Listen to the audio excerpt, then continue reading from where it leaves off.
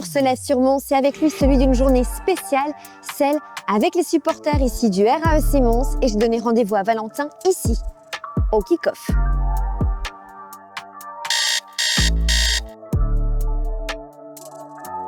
Et salut Valentin. Salut Sophie. Merci déjà de m'accueillir dans ton QG. T'es plutôt team café ou thé qui est à prendre une petite consommation? Plus café. Je vais aller nous chercher ça.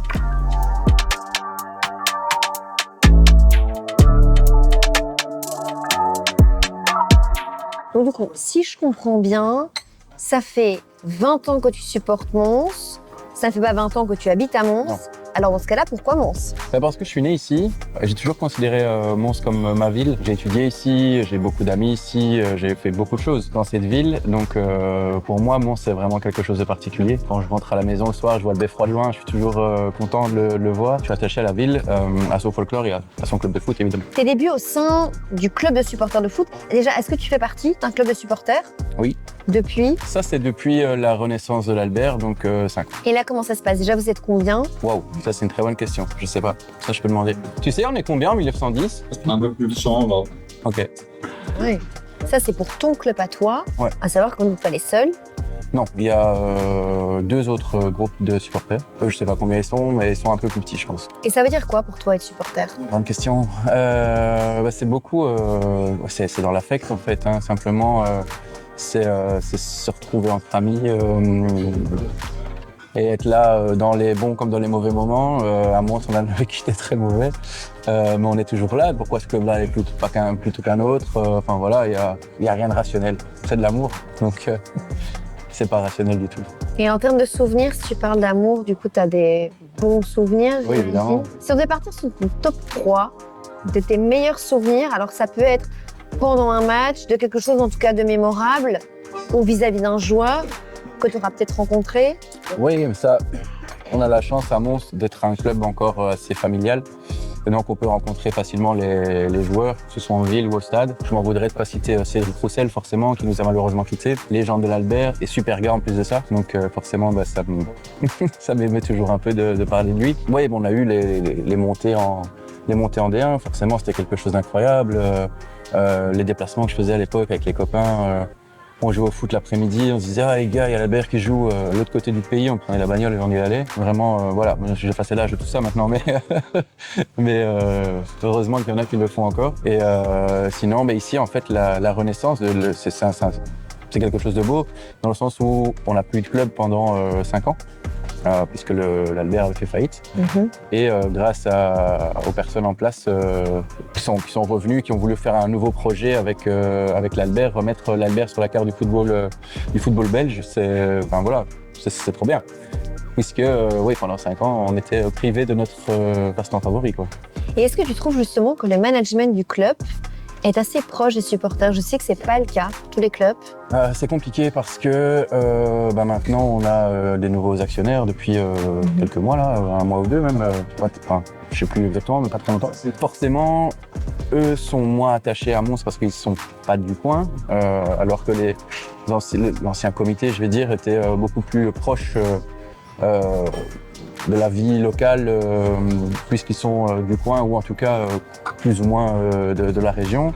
Maintenant, ce sont des Anglais, ils ont une académie de football en Jamaïque, et le but est c'est honnête, hein, de faire venir des talents jamaïcains pour qu'ils puissent apprendre entre guillemets le football européen et faire une plus-value. Enfin voilà, le football malheureusement maintenant c'est du business. Heureusement il n'y a pas que ça, mais de plus en plus le business prend une grande part et donc c'est comme ça. On est obligé d'accepter. De ce que je vois ici de ce début de saison, j'ai rien à dire contre eux. Forcément c'était un peu bizarre au début avec le coach qui est parti, un autre qui est arrivé qui parle que anglais alors que les joueurs parlent pas forcément anglais. Un peu étonnant, mais voilà, là c'est 7 victoires en 7 matchs, du beau football, je sais plus combien de buts, mais vraiment, voilà, là, on n'a rien à dire, quoi, vraiment. Après, il y a eu des problèmes avec des clubs comme ça qui ont été rachetés, par exemple Bizet qui est en train de couler, qui va disparaître, ou qui a déjà disparu même, mais il y a d'autres clubs qui ont été rachetés aussi et qui sont des success stories. Juste l'Union Saint-Gilloise, c'est incroyable. Il y a 5 ans, ils étaient en D2, voire même en D3, et maintenant ils sont champions de Belgique, ils jouent à la Ligue des Champions. Moi, si un jour l'Albert joue en Ligue des Champions, je pleure, hein, c'est sûr. Bon, ça n'arrivera pas, mais un petit match de Coupe d'Europe, franchement, ce serait trop bien. Ça fera partie de l'énième meilleur souvenir. Ah non, c'est ça pas c'est sûr, le ce sera le meilleur meilleur. souvenir Ouais, ça c'est sûr, ce sera le que meilleur. tu pourras Ouais. me mettre sur la table quand on se reverra du coup. C'est ça. Et des mauvais souvenirs. La disparition du club, forcément. Le décès d'un des supporters, Mickey, qui était un bon copain, qu'on célèbre toujours à la 44e minute, tous les matchs. Ok. Il y a une fresque de lui dans le stade, etc. Voilà, malheureusement, il est décédé. Supporter emblématique. Oui, tout à fait. Hein. Il était là tout le temps, partout, très gentil, toujours prévenant avec les plus jeunes. Voilà. Vraiment un gars bien. Malheureusement, il est décédé, il avait 50 d'années, je pense. Là, c'est trop marquant pour oublier, forcément. Le décès de Cédric Roussel aussi, par exemple. Les mauvais souvenirs, on les oublie et on garde que les bons.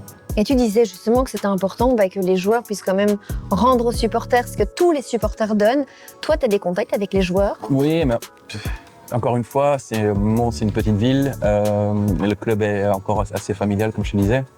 Donc, il y a des joueurs qui sont d'ici.